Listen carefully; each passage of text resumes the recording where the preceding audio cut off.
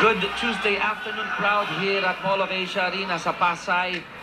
Inawagayway ang mga puting lobo. At ang Alten Bars ayaw sumuko, Coach Ronnie getting their 4th point. That's the first kill block para dito sa Mongolia, courtesy of Orgil. Perfect timing. Reject dito ang Team Pilipinas. 4th point of the second set para naman dito sa Mongolia. On deck to serve is Tugoldur. Adia Surin. Masyadong malakas ang hula ko. That's around 5 feet from the end line. That's a 3-point for the Power Pinoys. And that has been the biggest story dito sa kampanya ng Alten Bars kasamang Chiki. Yung service errors nila, sunod-sunod, lalong-lalo na dun sa ating unang set. This would put them in a 5-point goal. Kasama pa dyan yung kanilang 40 service receptions kasamang Chiki. 5-point goal turning to a 6-point deficit. 6-4.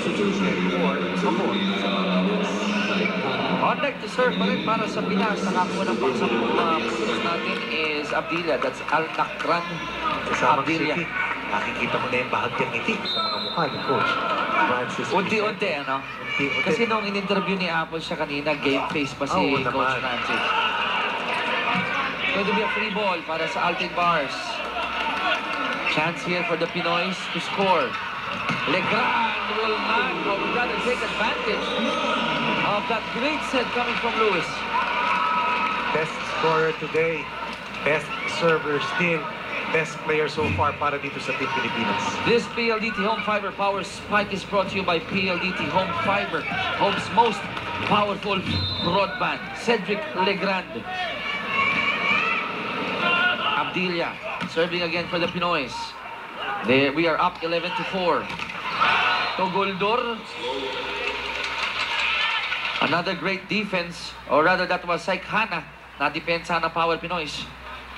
Kanina binabanggit natin yung maraming errors para dito sa Mongolia. Service errors, attack errors, maging yung kanilang pag-set. Pero hindi mo makikakaila na yung hirap na yan ay pinapahirap sa kanila. It's because of excellent of play by PLDT that has played like miserable para sa Mongolia. Service error para po sa Power Pinoys. Doon na lang pumupunta sa Mongolia, Chiki. Yun yung kanilang sinasamantala. Number 13 for Alten Bars. Oops. Batsa. And they will get a point. Consuelo was not ready. Was not in the right zone, not in the right spot. Maagang tampal ng bola. Nakapuntos para sa Mongolia. 12-6. Ating mabante ng Power Pinoys. Batka still on deck to serve for Alten Bars. Malakas. Again, 5 to 6 feet away from the end line, giving the Pinoys their 13th point in the second set. Sa pagkakaw rin nag-aabot, lalong-lalo na pwedeng kalamangan. Hindi ka pwedeng magkamalit ng marami katulad ng nangyayari para sa Mongolia. One miss with ID Kanga. Now they're behind as 13 serving 6. Unti-unting magiging tense yung mga muscle niya. Magpipigil ka. Pero you mentioned Coach Ronnie, Gumamit na sila ng libero to protect their floor defense, pero ganun pa rin ang nangyari. doon nadadali itong Alten Bars, and the Pinoys are up 14-6. Ayun ay ang pangalan ng kanilang libero. Ektubs Erden Batar. Pero ang kanyang palayaw, B.O.B.O. Yun. Ganun na lang. Doon na lang tayo sa Erden Batar. At papahabain ko pa ang kanyang first name. We hope we are pronouncing it correctly, Yes. but we are saying it, mga kaibigan, as it is The best spelled way we here. can. Again, that's Ektubs Erden Batar. Asnarga makes his entry. First entry rather would be the designated server para dito sa Mongolia. Gumamit na ng designated server sa dami ng kanilang errors from the service line.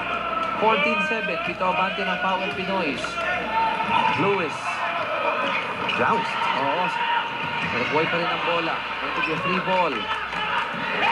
Lewis will set again. Abdilia from the back will score. Excellent reception coming from Musuela. The first ball was well received and then Lewis once again precise.